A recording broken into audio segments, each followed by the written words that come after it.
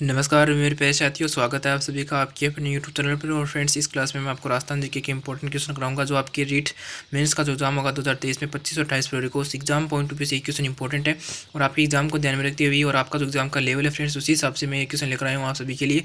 तो फ्रेंड्स, एक भी क्वेश्चन को नहीं छोड़ना है, सभी क्वेश्चन आपके लिए इंपॉर्टेंट है। तो चलिए फ्रेंड्स, क्लास को शुरू करते हैं। और आप सभी से बस एक रिक्वेस्ट रहेगी कि क्लास को एंड तक जरूर देखना, ताकि आपको जो इंपॉर्टेंट क्वेश्चन है आप जरूर इन क्वेश्चनों को पढ़ पाए। आपको जो एग्जाम होगा फ्रेंड्स, इस एग्जाम पॉइंट ऑफ व्यू से ये क्वेश्चन इंपॉर्टेंट रहेंगे, क्या पता आपको इनमें से कुछ न क्वेश्चन आपको जरूर मिल जाएंगे।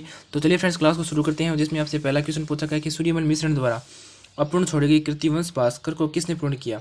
ऑप्शन आपका ये है कर्णिदान, ऑप्शन आपका बी है मुरारीदीन, ऑप्शन आप मुरारीदान, ऑप्शन आपका सी है शिवदान, ऑप्शन आपका डी है वीरमान। तो बहुत ही अच्छा क्वेश्चन है। और फ्रेंड्स, आपसे पूछा गया कि सूर्यमल मिश्रण द्वारा अपूर्ण छोड़ी गई कृति वंश भास्कर को किसने पूर्ण किया था। तो यहाँ पे ऑप्शन आपका बी हो जाएगा मुरारीदीन ने। ठीक है, आगे बढ़ते हैं क्वेश्चन नंबर 62 में, और जिसमें आपसे पूछा गया है कि निम्नलिखित में से किस ग्रंथ में अलाउद्दीन खिलजी की जालौर विजय का विवरण मिलता है। और इसमें आपसे पूछा गया कि निम्नलिखित में से किस ग्रंथ में अलाउद्दीन खिलजी की जालौर विजय का विवरण मिलता है। ऑप्शन आपका है कोवल्यामाला, ऑप्शन आपका बी है नाग दमन, ऑप्शन आपका है सी कन्हड़ देव, ऑप्शन आपका प्रबंध, ऑप्शन आपका डी है हाला जलारी कुंडलिया। तो निम्नलिखित में से किस ग्रंथ में अलाउद्दीन खिलजी की जालौर विजय का विवरण मिलता है। ऑप्शन आपका यहाँ पे क्या हो जाएगा, सी हो जाएगा। ठीक है, कन्हड़ देव प्रबंध इस क्वेश्चन का राइट आंसर हो जाएगा। आगे बढ़ते हैं क्वेश्चन नंबर 63 में, और जिसमें आपसे पूछा गया कि भीलवाड़ा निवासी श्रीलाल जोशी किस लोक चित्रकला से संबंधित है। ऑप्शन आपका है फट चित्रण, ऑप्शन आपका बी है भित्ति चित्र, ऑप्शन आपका सी है कागज पर चित्रण, ऑप्शन आपका डी है काष्ठ चित्रण। तो इसमें आपसे पूछा गया कि भीलवाड़ा निवासी श्रीलाल जोशी किस लोक चित्रकला से संबंधित है। तो यहाँ पे ऑप्शन आपका ए हो जाएगा भट चित्र। बहुत ही अच्छे क्वेश्चन है फ्रेंड्स, आपके एग्जाम पॉइंट ऑफ व्यू से इंपॉर्टेंट क्वेश्चन भी है। तो अपने दोस्तों को भी जरूर शेयर करना ये वीडियो, जिन्हें भी जो इंपॉर्टेंट क्वेश्चन होते हैं फ्रेंड्स, उन्हें भी अगर नीड हो तो इस क्लास की आप जो लिंक है वो जरूर शेयर कर सकते हो। और फ्रेंड्स, आपका एग्जाम बहुत ही नज़दीक है, अभी आपकी 17 फरवरी हो गई है और 25 और 28 फरवरी को आपका पेपर है। तो फ्रेंड्स, आप देख सकते हो कि आपका एग्जाम बहुत ही नज़दीक है। तो आपके एग्जाम का नज़दीक होने पर आपको प्रैक्टिस क्लास की जरूरत होती है। तो आप इस चैनल को सब्सक्राइब कर लो, आपको रोज़ प्रैक्टिस क्लास मिलेगी आपके एग्जाम तक। और चलिए फ्रेंड्स, आप आगे बात कर लेते हैं 64 नंबर क्वेश्चन में, जिसमें आपसे पूछा गया कि उस्त कला के विकास के लिए उस्ता केमल हाइड के अंदर की स्थापना 1974 ईस्वी में कहाँ की गई थी।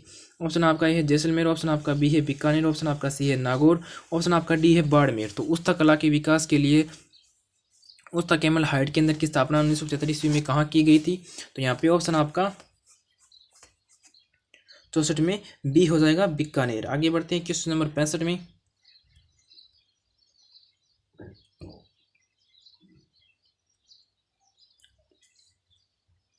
और इसमें आपसे पूछा गया कि निम्नलिखित में से कौन सा कला प्रमुख के अंदर युग्म सम्मिलित नहीं है। यहाँ पे आपको पहला दिया गया ऑप्शन दिया गया है, ये तो 4 ऑप्शन दिए गए हैं, पहले आपको उसमें कला दी गई है, आगे उनमें प्रमुख के अंदर इनके दिए गए हैं। थेवा है सीकर में, और जो ऑप्शन आपका तो सी है बी है गलीचा निर्माण है जयपुर का, ऑप्शन आपका तो सी है अजरंग प्रिंट है बाड़मेर का, ऑप्शन आपका कोटपुतली है उदयपुर में।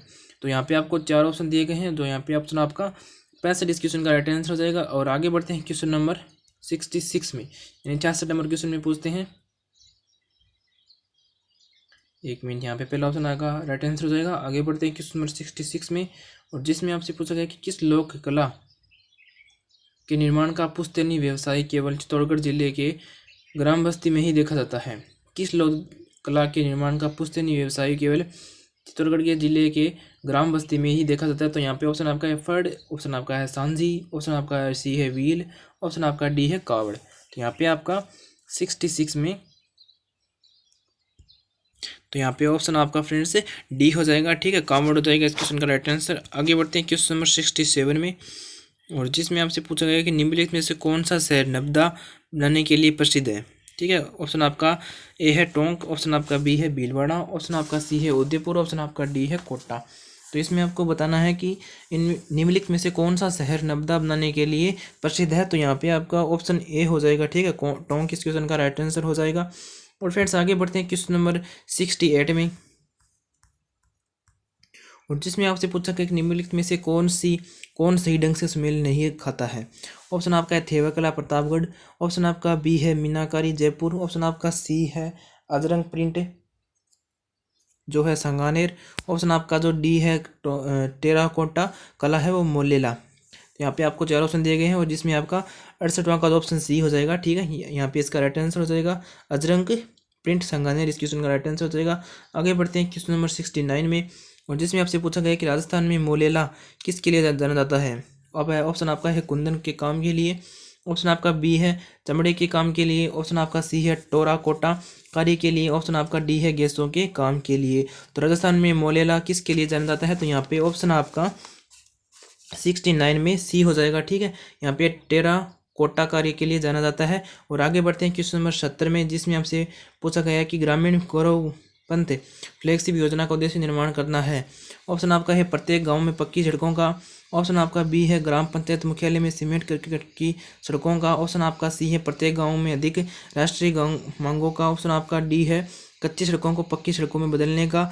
तो यहाँ पे आपका क्वेश्चन नंबर 70 में पूछा गया कि ग्रामीण गौरव पंत फ्लैगशिप योजना का उद्देश्य निर्माण करना है। यहाँ पे आपका ऑप्शन जो 70 में बी हो जाएगा, ग्राम पंचायत मुख्यालय में सीमेंट क्रिकेट की सड़कों का। तो बहुत ही अच्छे क्वेश्चन है फ्रेंड्स। और आगे बढ़ते हैं क्वेश्चन नंबर 71 में, और जिसमें आपसे पूछा गया कि राजस्थान राज्य के अधिकतम क्षेत्र में कौन से रेलवे क्षेत्र के अंतर्गत आता है। राजस्थान राज्य के अधिकतम क्षेत्र कौन से रेलवे क्षेत्र के अंतर्गत आता है, तो यहाँ पे ऑप्शन आपका ए दिया गया है उत्तरी रेलवे, ऑप्शन आपका बी है उत्तरी पश्चिम रेलवे, ऑप्शन आपका सी है मध्य रेलवे, और ऑप्शन आपका डी है उत्तर मध्य रेलवे। बहुत ही अच्छा क्वेश्चन है फ्रेंड्स। और 70 आपका 71 है, यहाँ पे ऑप्शन आपका बी हो जाएगा। ठीक है, यानी उत्तर पश्चिम रेलवे इस क्वेश्चन का राइट आंसर हो जाएगा। और फ्रेंड्स आगे बढ़ते हैं क्वेश्चन नंबर 72 में, और जिसमें आपसे पूछा गया है डबोक हवाई अड्डा किस जिले में स्थित है। बहुत ही अच्छे क्वेश्चन फ्रेंड्स, आपके लिए इंपॉर्टेंट क्वेश्चन लेकर आते हैं। आपके एग्जाम को ध्यान में रखते हुए जो आपका फ्रेंड्स सिलेबस होता है उस सिलेबस के अंतर्गत ये क्वेश्चन आते हैं जो आपका एग्जाम पॉइंट ऑफ व्यू से इंपॉर्टेंट होते हैं। और जिसमें आपसे पूछा गया है कि डबोक हवाई अड्डा किस जिले में स्थित है। बहुत ही अच्छा क्वेश्चन है। और जिसमें आपका ऑप्शन ए दे रखा है राजमंद, ऑप्शन आपका बी है उदयपुर, ऑप्शन आपका सी है बांसवाड़ा, ऑप्शन आपका डी है डूंगरपुर। तो डबोक हवाई अड्डा किस जिले में स्थित है, तो यहाँ पे ऑप्शन आपका क्या हो जाएगा, बी हो जाएगा। उदयपुर में क्या है, डबोक हवाई अड्डा स्थित है। ऑप्शन आपका बी राइट आंसर है। आगे बढ़ते हैं क्वेश्चन नंबर 73 में यानी 73 में, और जिसमें आपसे पूछा गया कि उत्तर पश्चिम रेलवे मंडल का मुख्यालय स्थित है। बहुत ही अच्छा क्वेश्चन है। उत्तर पश्चिम रेलवे मंडल का मुख्यालय स्थित है, तो यहाँ पे ऑप्शन आपका ए दिया गया है कोटा में, और ऑप्शन आपका बी दिया गया है जोधपुर में, ऑप्शन आपका सी दिया गया है उदयपुर में, और ऑप्शन आपका जो डी दिया गया है जयपुर में।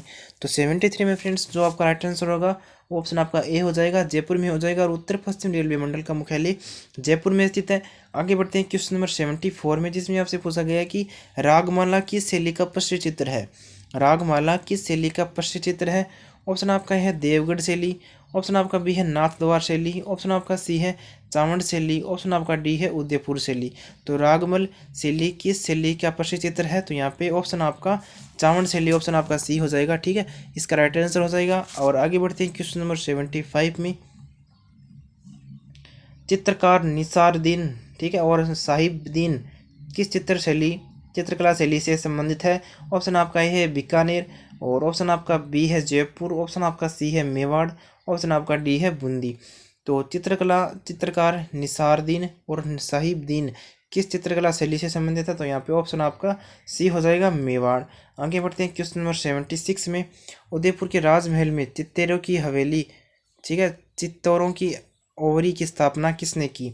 ऑप्शन आपका ए है महाराणा प्रताप, अमर सिंह है, ऑप्शन आपका बी है महाराणा प्रताप, महाराणा रगत सिंह है, ऑप्शन आपका सी है महाराणा जय सिंह है, ऑप्शन आपका डी है महाराणा उदय सिंह है। तो बहुत ही अच्छा क्वेश्चन है। और जिसमें आपसे पूछा गया है कि महाराणा उदयपुर के राजमहल में चित्तौरों की ओवरी की स्थापना किसने की थी, तो 76 में ऑप्शन आपका बी हो जाएगा। ठीक है, यानी कि महाराणा जगत सिंह है। यहाँ पे ऑप्शन इसका राइट आंसर हो जाएगा। आगे बढ़ते हैं क्वेश्चन नंबर 77 में, बूंदी के राजमहल में प्रसिद्ध चित्रशाला का निर्माण के शासनकाल में हुआ। राव उमेद सिंह है, ऑप्शन आपका बी है राव बाव सिंह है, ऑप्शन आपका सी है राव अनिरुद्ध सिंह है, ऑप्शन आपका डी है राव पुत्र शत्रु साल। तो यहाँ पे ऑप्शन आपका क्या हो जाएगा 77 में ऑप्शन आपका ठीक है ए हो जाएगा। ठीक है, यहाँ पे ऑप्शन ए होगा राव उमेद सिंह है। एक बार क्वेश्चन को वापस पढ़ लेते हैं, क्वेश्चन हमने ढंग से नहीं पढ़ा है शायद तक, तो क्वेश्चन को एक बार दोबारा पढ़ते हैं। राव बूंदी के राजमहल ठीक है बूंदी के राजमहल में प्रसिद्ध चित्रशाला का निर्माण के शासनकाल में हुआ।